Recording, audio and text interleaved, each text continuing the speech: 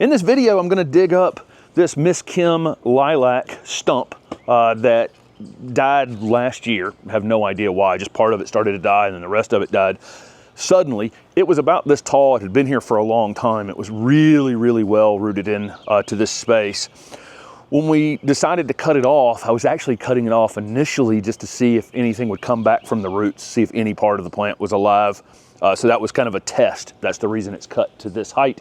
The other reason it's cut to this height, and I would encourage you when you're going to be pulling something out of the ground later, is to not cut it right to the ground, because having something up here above the ground like this gives me some ability to pull on it. You know, if I need to pull on it, if I need to kind of wiggle it out of the ground a bit.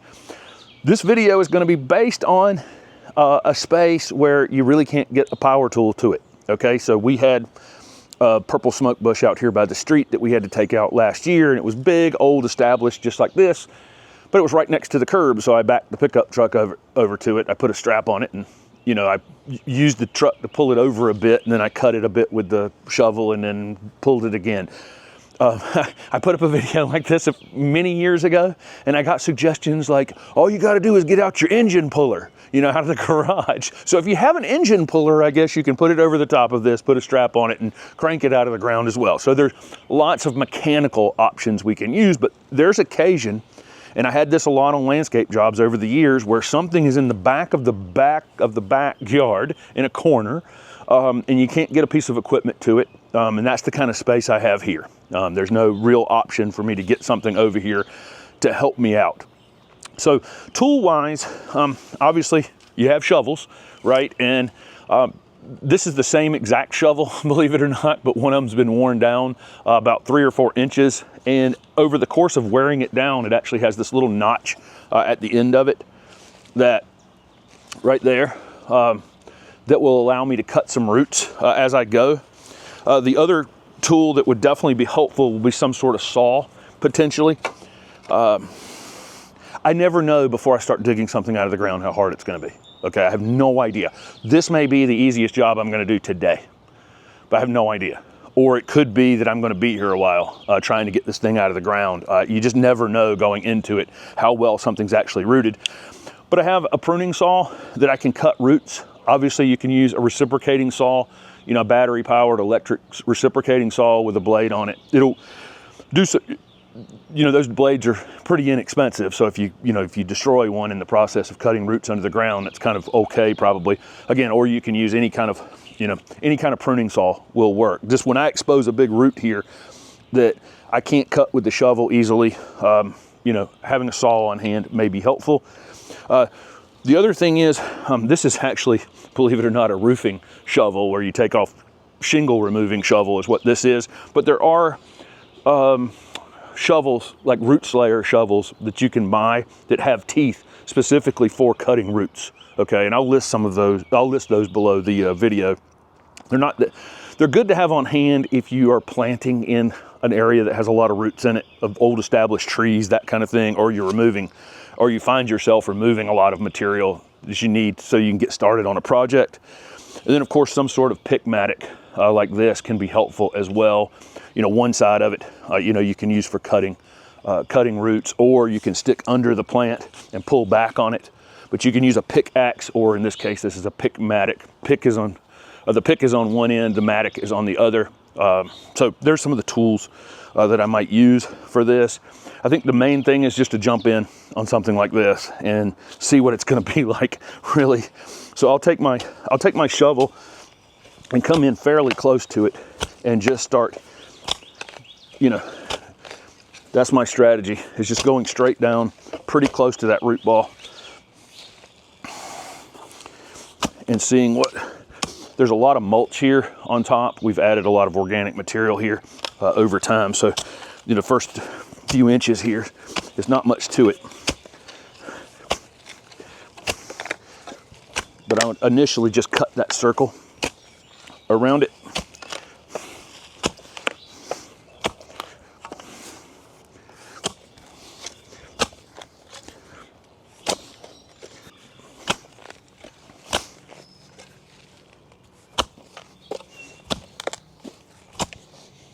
once I go around it a few times like that, you'll kind of figure out where your problem area is going to be.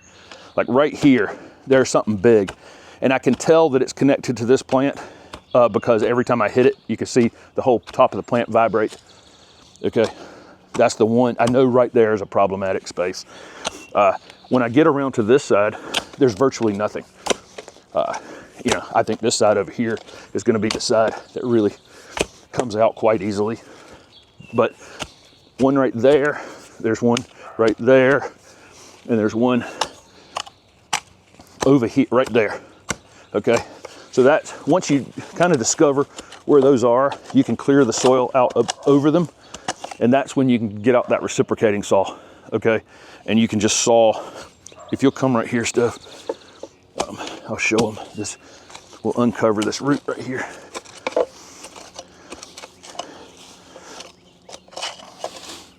See, I cut the 2 small roots right there with the shovel easily. You see that? You see those 3 or so small ones? But underneath that is, oh, there it is right there. You see that? You see that one? That's the one where we're gonna have 3 or 4 of those that are really the thing that's preventing us from getting this thing out of the ground. So once you start to uncover that, then you can again use your use a reciprocating saw, use a saw, use the pickaxe, a regular axe would be fine. Anything you can do to get under that. Another approach you can take when you find one of those roots is just take the pick end of the pick and just stick it under it. I can go right under that root, and you see how that lifts the whole plant up right there? I'm just using my,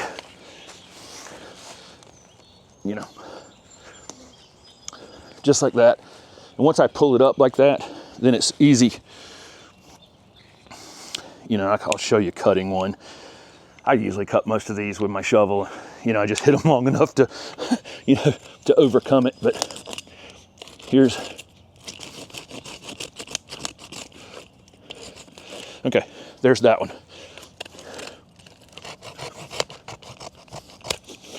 There you go. You see, three just got cut right there. On the other side, if I go under it like that, you can see how that's up. This may actually be, this one right here may actually be from the maple next door. I'm gonna cut it to get it out of the way regardless.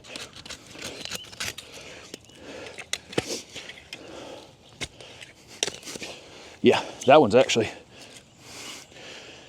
a couple of these cuts may have been from the maple next door, putting a root across this thing. Okay, but you see how now I've got one side of this thing like that. So what I did to start with was just, I did a hunting expedition for roots, right? Where are the main problematic roots around this thing? Then I dug everywhere that I could dig easily with the shovel, pretty deep, making sure I wasn't, there's just nothing there, right? That's, problematic for me. But going to that side, pulled up that root, cut it with the saw, came over here, cut a couple more with the saw, found out one of them wasn't even part of this plant, but it was over top of where I was working, so good that it's gone. But look now, by going around that one side, look what I've been able to do, right? So I can just continue this effort, or I can put a little force on it like this. Typically what I do on a landscape job, and if I wasn't running my mouth on this video, I would step on this right here, and I would just continue to cut this going around, okay? The nice thing about this shovel is it's got that curved shape to it. So when it goes in the ground, it actually goes under the plant like that. So you see that? It just slides right under there, cuts the rest of those low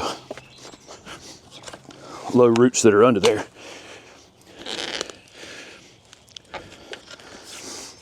So I think I'm gonna have to come back to this side and get 1 or 2 more of these with the saw real quick.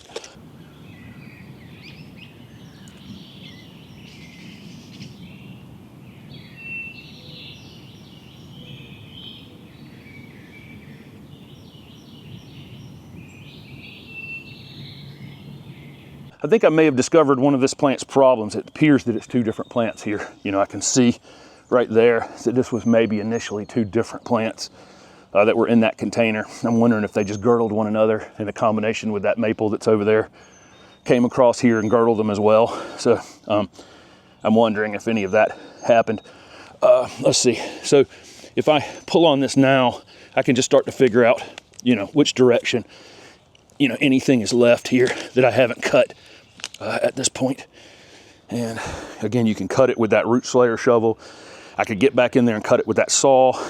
I can cut it with this new trenching shovel. But I can see the size of them just aren't, there's not much left here. It's got any size to it.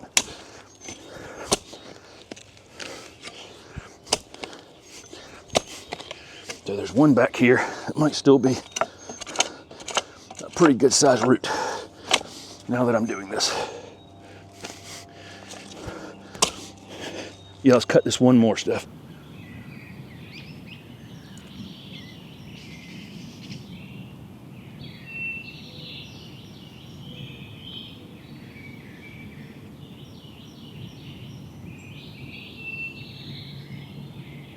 A few things here. If you've got the room, now I know where these individual longer roots are. I could dig them back into here a bit and take out some more of the larger roots from this if I wanted to. Not going to worry about it, but I could.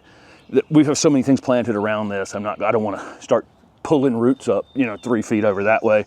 So I'm just going to leave them here in place to rot. I'm not worried about them at all. If you end up with a hole in this space, I would encourage you to find some soil in your own garden somewhere and use it.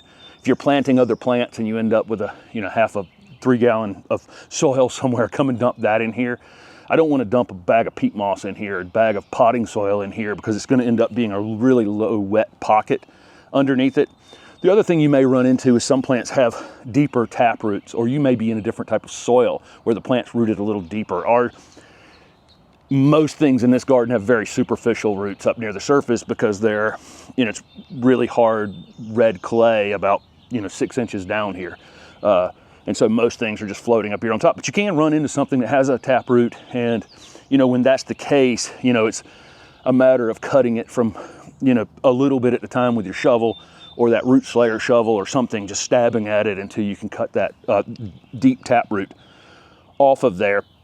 What else should I point out here, Steph? I'll get the question about, can I get this immediately plant back in this area? Yes, on something like this, it's dead like this. If I had cut down a tree and then used a stump grinder and had all that material here, I probably wouldn't want to plant into that necessarily immediately. But in this particular case, this is just a few roots that are dead and the soil is fine. So I'll go ahead and put something in here almost immediately in an upcoming video. One other thing is not knowing what killed this plant. You know, I don't think it was any kind of disease issue. I do think it was a root girdling issue of some kind here, or a vole or some sort of root damage related issue, right? But if I thought it was a disease issue, I would definitely not be planting the same kind of plant back into that space. That would be for sure. I would move to a completely different genus, some other type of thing, because it's unlikely, and unless it's like Phytophthora root rot or something like that, potentially you could have a problem, you know, in that space. But most of the time, if you switch to another plant, you probably will be, you'll probably be just fine with that.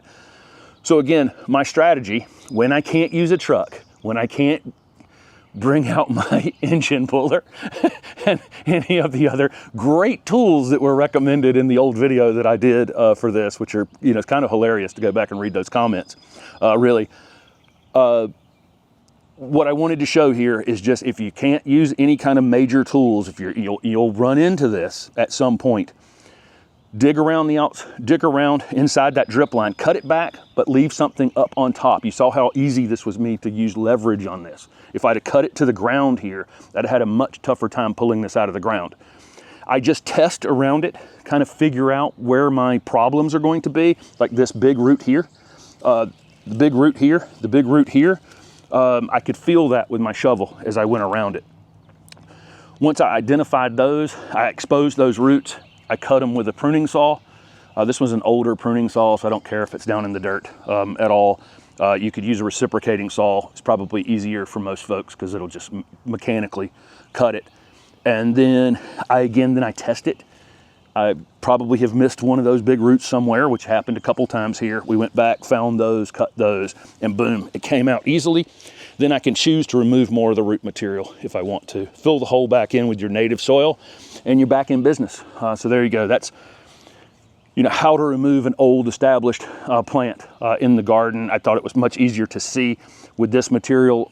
You know, with a dead one with just sticks like this, but it still had enough life in the roots that it gave me some, it made it a little more difficult than it would be if I can just let it die for another 3 years too, and then I could have probably just pulled it out of the ground like that. So there's some ideas on that. Good luck with any project you have going on where you have to remove something that's old and established from the garden. Remember, you don't have to do it all at once. You can go out and dig around part of it, and then you can take a break, and then you can come back out the next day, and you can take a little stab at it, over a period of time, and you'll eventually win. It doesn't have to be done all in the same day. Thanks for watching.